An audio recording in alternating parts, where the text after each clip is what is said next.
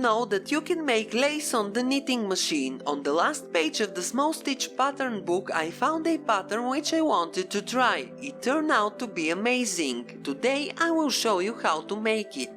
I will use the needles on the right side of the machine, but you can start anywhere. Make sure the racking handle is in its lowest position. You have to put 9 needles in working position on the main bed.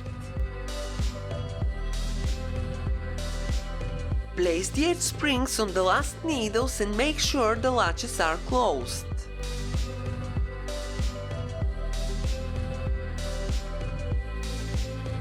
Then arrange them in 1-to-1 division. The leftmost needle must be in its working position.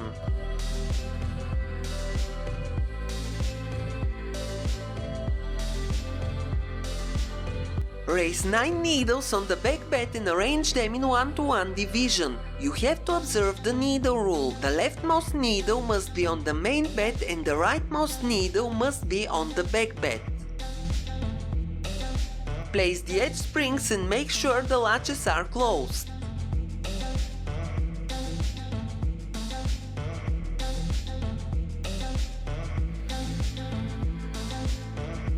Rotate the racking handle anti-clockwise to its upper position. You must have 5 needles in working position on the main bed and 4 needles in working position on the back bed.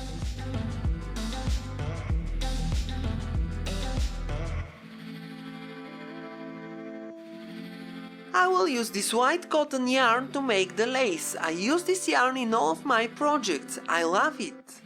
Now you have to insert the orange strippers. Set the front lock to N, the stitch size to 2 and clear the row counter. Set the back lock to N and the stitch size to 2. Now knit 1 row. This is the zigzag row. Set the front lock to CX and increase the stitch size to 3. Same on the back lock, CX and stitch size 3. Now you have to knit 2 rows. It should look like this. Move the NX lever to N on both locks and knit 1 row to finish the cast on. Take the double eye bodkin tool and transfer all the stitches to the front bed according to the diagram. The leftmost one from the back bed will be the second on the main bed.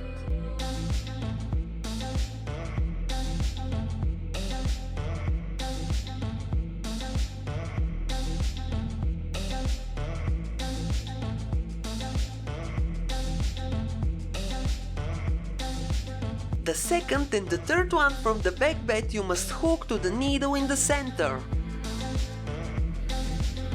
Don't pull the stitches behind the latches, they have to be in the hooks.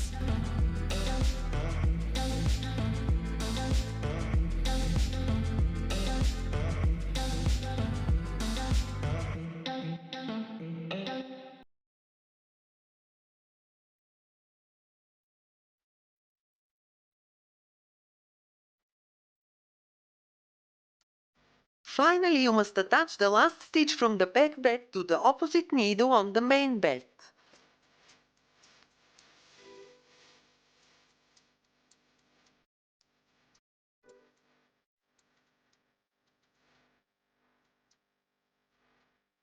Now we have 2 groups of 3 working needles and 1 lonely needle in the center. The next step is to raise pushers as shown in the diagram. There must be a pusher in working position under the first, the third, the seventh and the ninth needle from left to right. You must have a total of 4 working pushers on the main bed.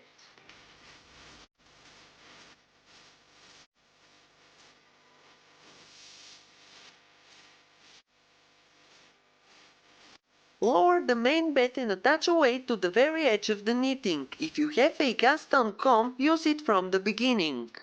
The weight must not be on the way of the needles or the carriage. Turn the racking handle clockwise. It must be in its lowest position. Remove the orange strippers and insert the black ones.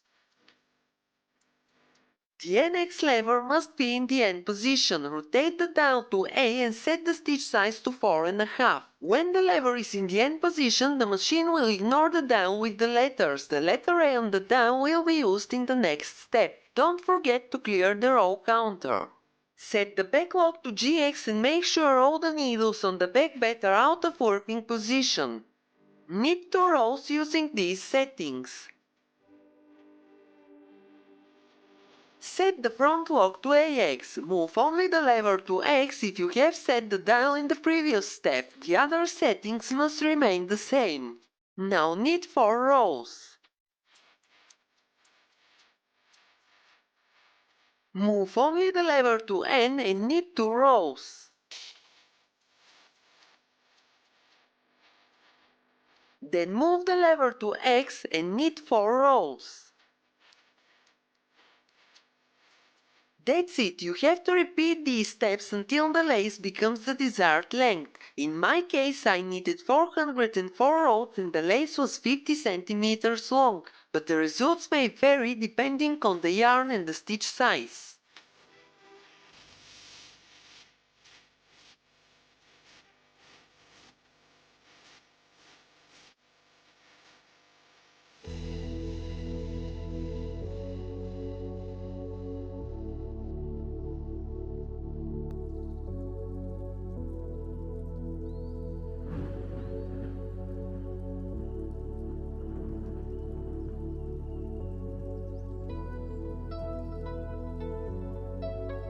You can use your right hand to push and pull the lock and your left hand to move the NX lever. This way you will be faster than a speeding bullet. To make the cast off, raise the 2 needles which are out of working position on the front bed and all 9 needles on the back bed. Make sure the racking handle is in its lowest position.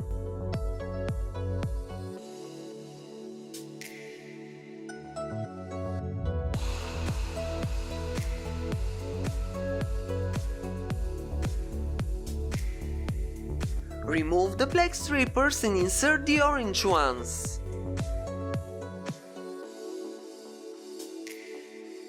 Set the front lock to N. The stitch size must be 4.5.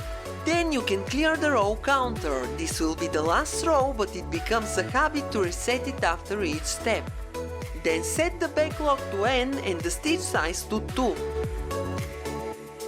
Knit 1 row and lower the main bed.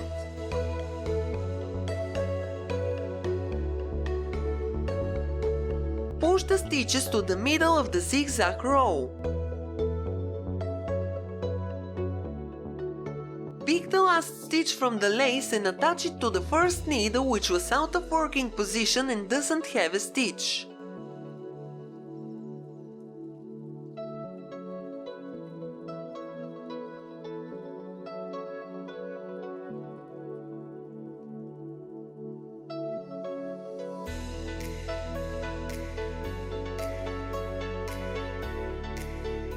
Repeat the same and attach the last stitch on the second needle which was out of working position. If you skip this step, the lace will have holes on the side with the cast off.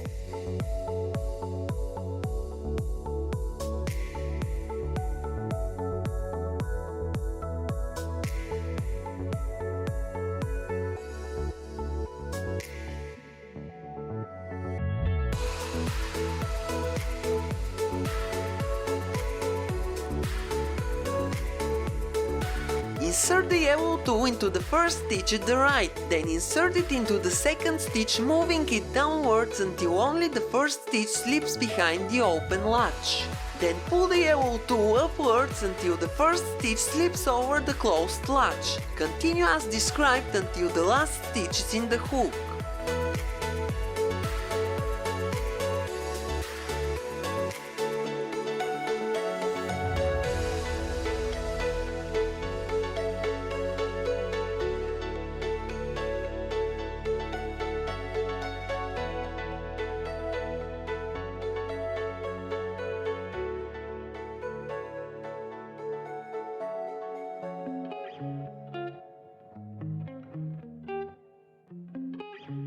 When you reach the end, wrap the yarn from the lock behind the latch, then into the hook.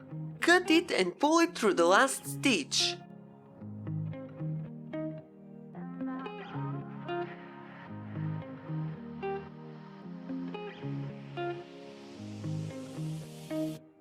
Now you can remove the lace from the machine.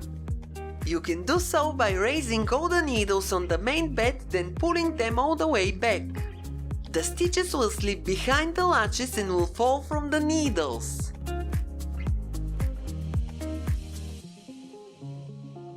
Then you can do the same on the back bed.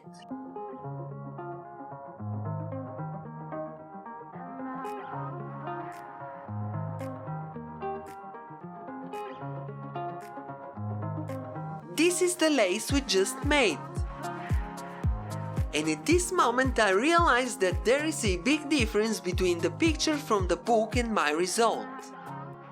I decided to compare them and you can see that they have nothing in common.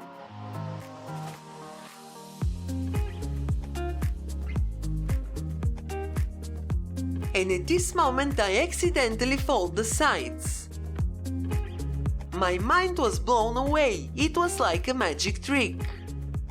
I don't know if it's funny, but I was laughing at the moment when I was editing the video. That's why I included this footage. Now I'm comparing them again. I like them both. And if you wonder, this is how it looks from the wrong side. One more thing before you go, if there are dropped stitches on either side of the lace, you have to increase the stitch size. That's all for today, thank you for staying with me, have a nice day and see you in my next video.